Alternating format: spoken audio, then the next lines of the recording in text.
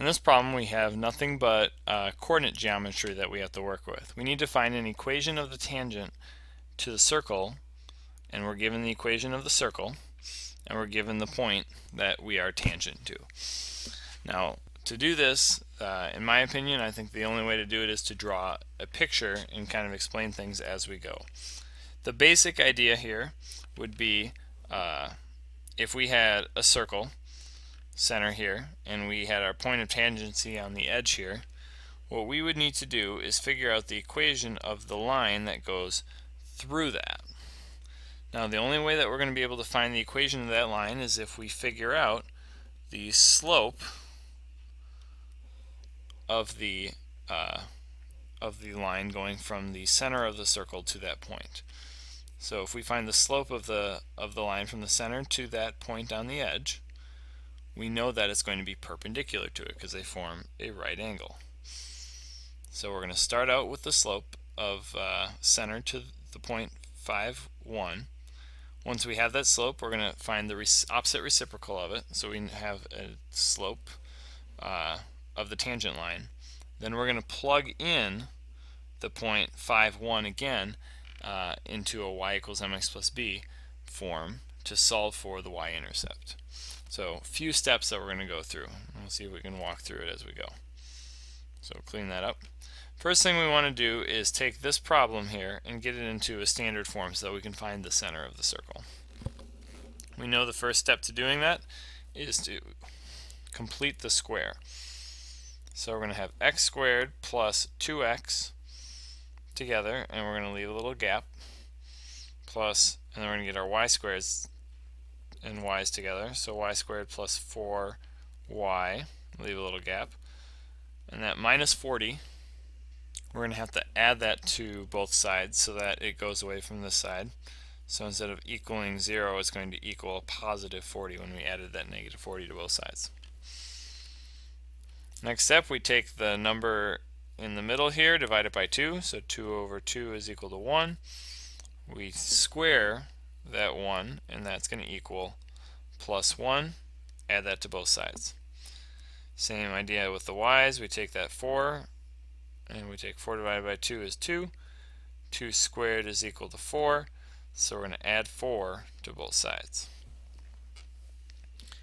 Now, we know that on the left side, with our x's, we can collapse down this entire thing to x plus this value here, 1 squared.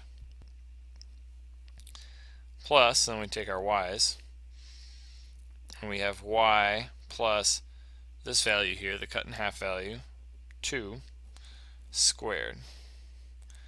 And that's all going to equal the cleaned up other side, which is 45.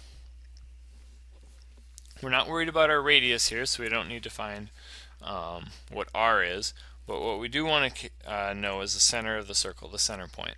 And it's always the opposite of these two values here next to x and next to y in parentheses. So the center is going to be at -1, -2. Once we know our center, we want to find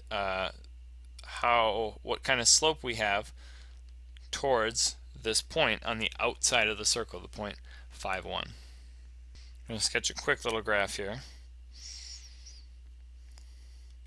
The center of the circle is at -1, -2, so down here. The point 5, 1 is going to be up here, which means our circle looks something like that. Let me draw that a little better. Circle looks something like that, and we have our tangent line coming very close right over here on this side here. So we want the equation of that line. So we're going to have a y-intercept somewhere probably up around 10, if I were to just take a really rough guess in the air, and a slope probably around maybe -2, something negative. So just looking at a picture that I very roughly sketched, I have some ballpark numbers of what I'm expecting.